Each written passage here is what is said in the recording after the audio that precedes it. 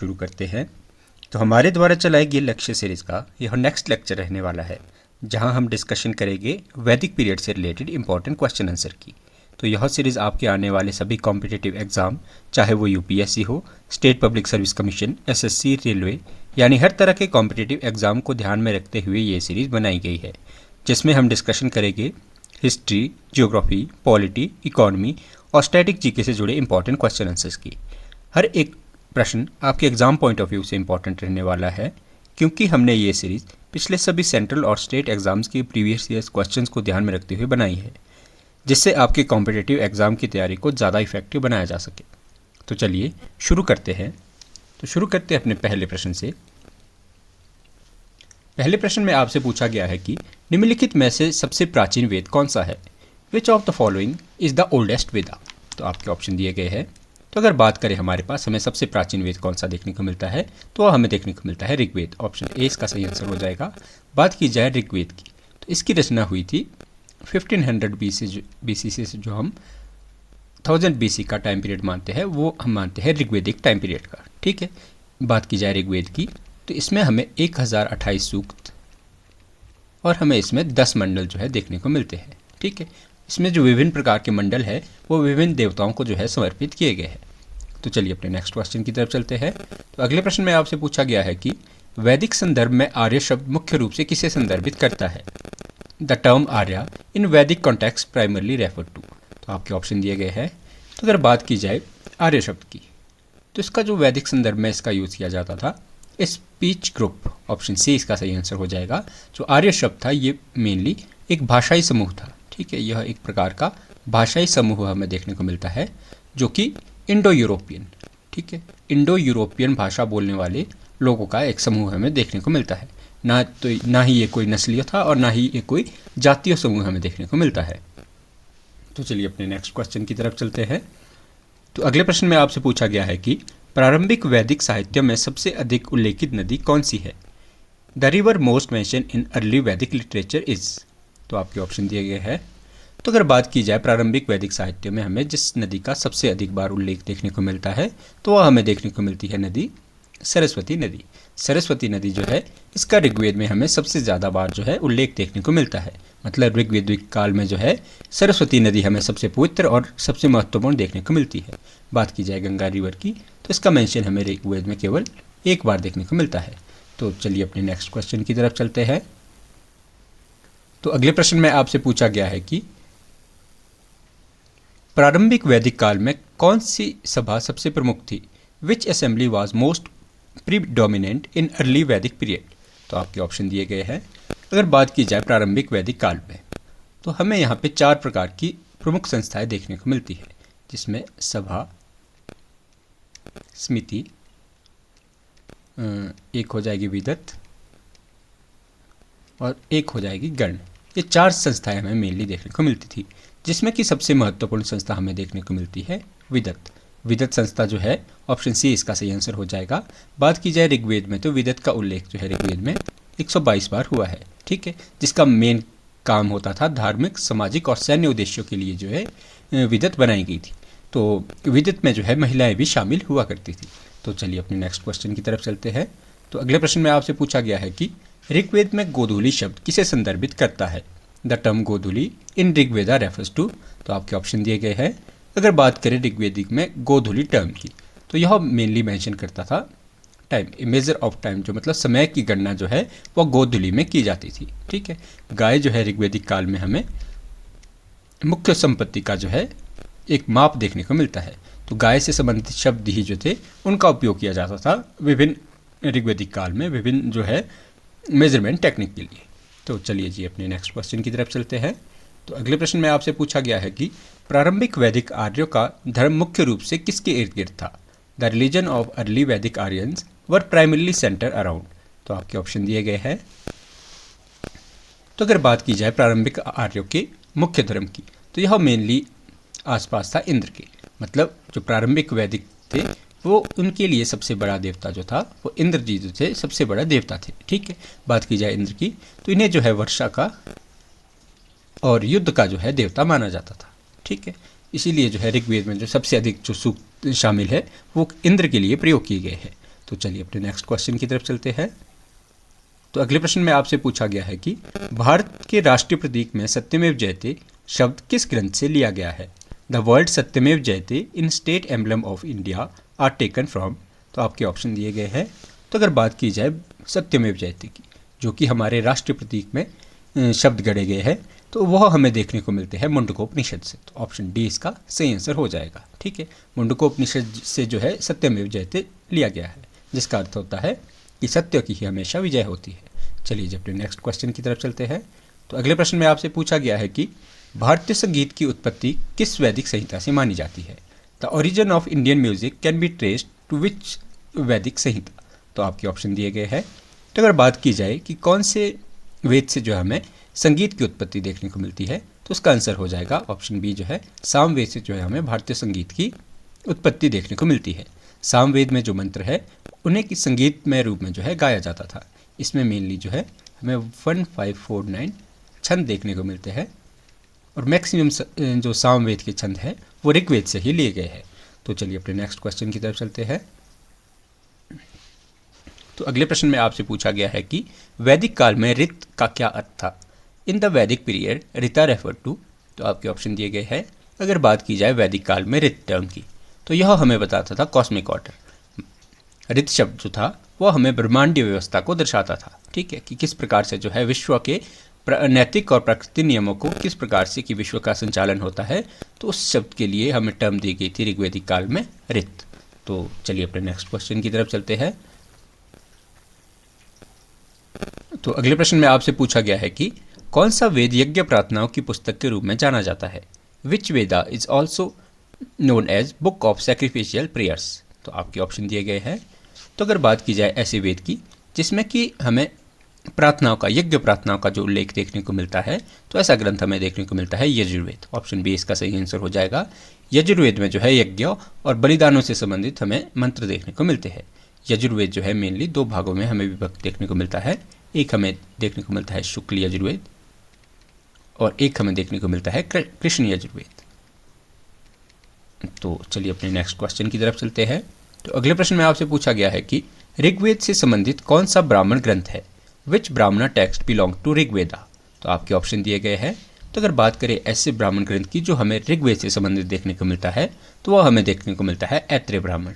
ऐत्रेय ब्राह्मण और कौशत्य ब्राह्मण जो है यह हमें ऋग्वेद से रिलेटेड ब्राह्मण देखने को मिलते हैं।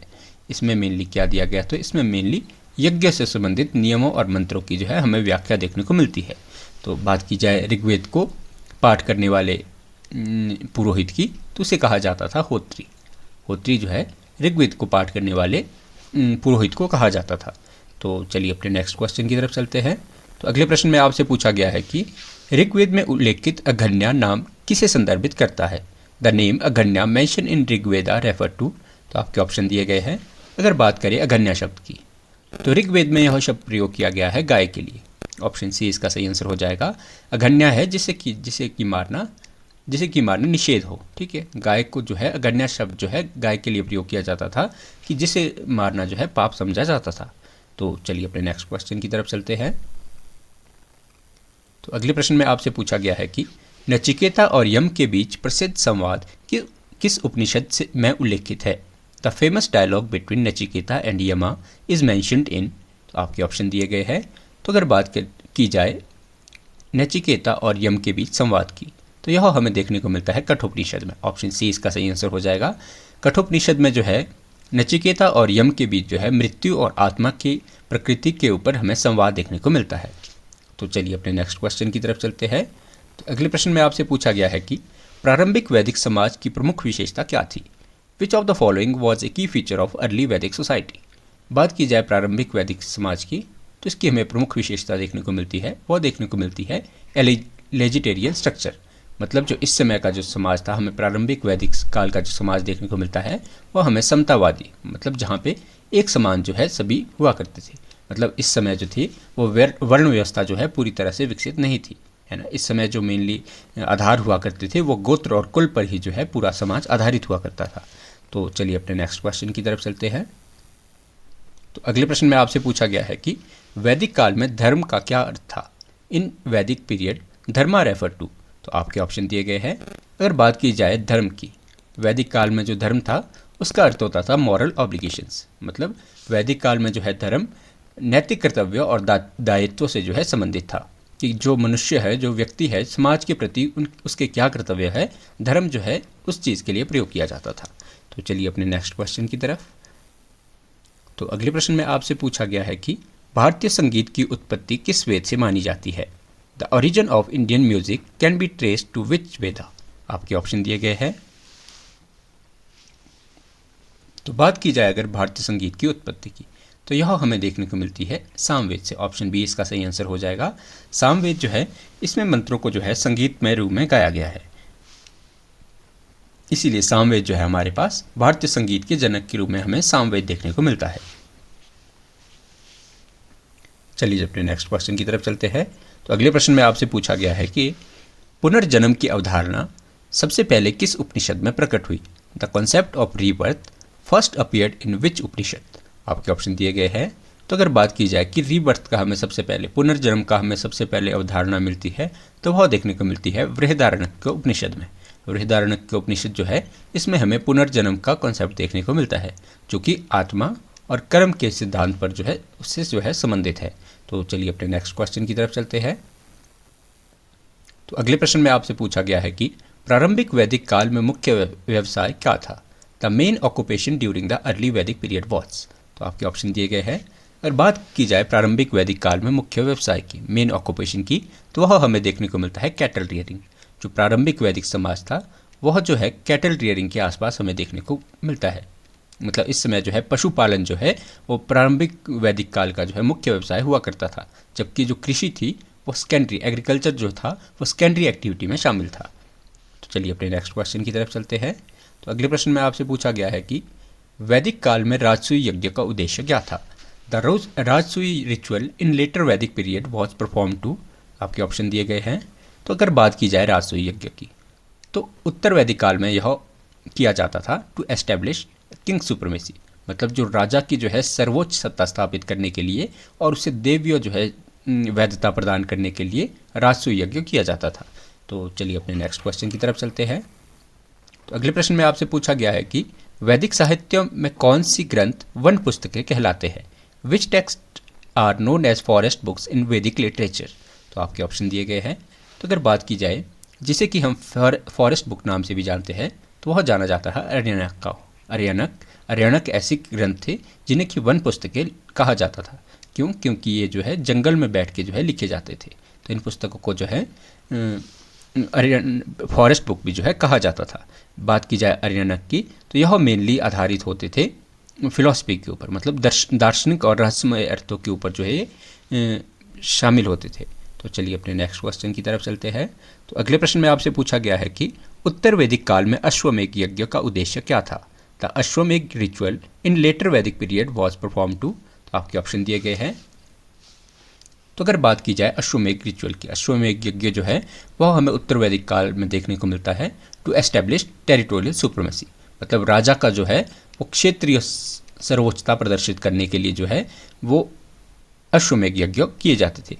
इस यज्ञ में क्या होता था कि इस यज्ञ में एक घोड़ा छोड़ा जाता था, तो जिस क्षेत्र में जो होकर वो घोड़ा आता था तो उसी क्षेत्र को जो है राजा का क्षेत्र मान लिया जाता था। अगर कोई राजा जो है इस क्षेत्र में उस घोड़े को पकड़ा करता था तो उस राजा के साथ जो है उस दूसरे राजा का जो युद्ध होना तय होता था। तो चलिए अपने नेक्स्ट क्वेश्चन की तरफ चलते हैं। तो अगले प्रश्न में आपसे पूछा गया है कि प्रारंभिक वैदिक काल में सभा शब्द का क्या अर्थ था? द टर्म सभा इन early Vedic period refer to? तो आपके ऑप्शन दिए गए हैं। तो अगर बात की जाए सभा की, तो जो प्रारंभिक वैदिक काल में यह हमें दिखाती थी एन इलाइटन असेंबली। देखिए प्रारंभिक वैदिक काल में जो सभा थी वो एक कुलीन लोगों की जो संस्था हुआ करती थी। इसमें समाज के जो है विभिन्न लोग भाग लिया करते थे, जिसमें कि सोशल और पॉलिटिकल, ठीक है, इन मामलों पर जो है चर्चा हुआ करती थी। तो चलिए अपने नेक्स्ट क्वेश्चन की तरफ चलते हैं। तो अगले प्रश्न में आपसे पूछा गया है कि कौन सा वेद जादुई मंत्रों और तंत्रों को समाहित करता है? Which Veda contain magical charms and spells? तो आपके ऑप्शन दिए गए हैं। तो अगर बात की जाए ऐसे वेद की जहाँ पे कि हमें जादुई मंत्र और तंत्र शामिल देखने को मिलते हैं, तो वह वेद हमें देखने को मिलता है अथर्ववेद। अथर्ववेद जो है सबसे अंत का वेद हमें देखने को मिलता है, जिसमें कि जादुई तंत्र मंत्र और दैनिक जीवन से संबंधित जो है प्रार्थनाएं दिखाई गई है। ठीक है, तो चलिए अपने नेक्स्ट क्वेश्चन की तरफ चलते हैं। तो अगले प्रश्न में आपसे पूछा गया है कि वैदिक काल में गोत्र प्रणाली किससे संबंधित थी? द गोत्रा सिस्टम इन वैदिक पीरियड वॉज रिलेटेड टू। तो आपके ऑप्शन दिए गए हैं। तो अगर बात की जाए वैदिक काल में गोत्र प्रणाली की, तो यह हमें संबंधित देखने को मिलती है किंगशिप यूनिट से। किंगशिप यूनिट का क्या मतलब है कि गोत्र प्रणाली जो थी वैदिक काल में रिश्तेदार की इकाइयाँ हमें बताती थी, मतलब जो ये हमें बताती थी मेनली कि जो किस परिवार और वंश से संबंधित जो इकाइयाँ होती थी उसे गोत्र शब्द नाम से जाना जाता था। तो चलते हैं नेक्स्ट क्वेश्चन की तरफ और आज के हमारे सीरीज़ की लास्ट क्वेश्चन की तरफ। तो इस प्रश्न में आपसे पूछा गया है कि निम्नलिखित में से कौन ब्रह्मवादिनी थी जिसने कि वेदों में कुछ भजन रचे? Who among the following was a Brahmavadini who composed some hymns in the Vedas? आपके ऑप्शन दिए गए हैं। तो अगर बात की जाए ऐसी ब्रह्मवादिनी की जिसने कि वेदों में कुछ हमें जिसके कि कुछ मंत्र हमें वेदों में देखने को मिलते हैं, तो वह हमें देखने को मिलती है लोपामुद्रा। लोपामुद्रा जो थी वह एक ऐसी ब्रह्मवादिनी हमें देखने को मिलती है जिन्होंने कि ऋग्वेद में जो है कुछ भजनों की रचना की है। ठीक है, बात की जाए अगर हमें कुछ अन्य ऐसी स्त्रियाँ जिनकी कि हमें ऋग्वेद में कुछ मंत्र देखने को मिलते हैं, तो उसमें हमारे पास आ जाएगी घोषा, लोपामुद्रा और विश्वधारा, है ना, विश्ववारा। ठीक है, ये हमें कुछ ऐसी स्त्रियाँ देखने को मिलती है जिन्होंने कि वैदिक काल में जो है कुछ मंत्रों की रचना की है हमारे वैदिक पीरियड में। तो आशा करते हैं कि आज की सीरीज़ हमारी आपको पसंद आई होगी। तो अधिक जानकारी के लिए हमारे साथ जुड़े रहिए। बहुत बहुत धन्यवाद।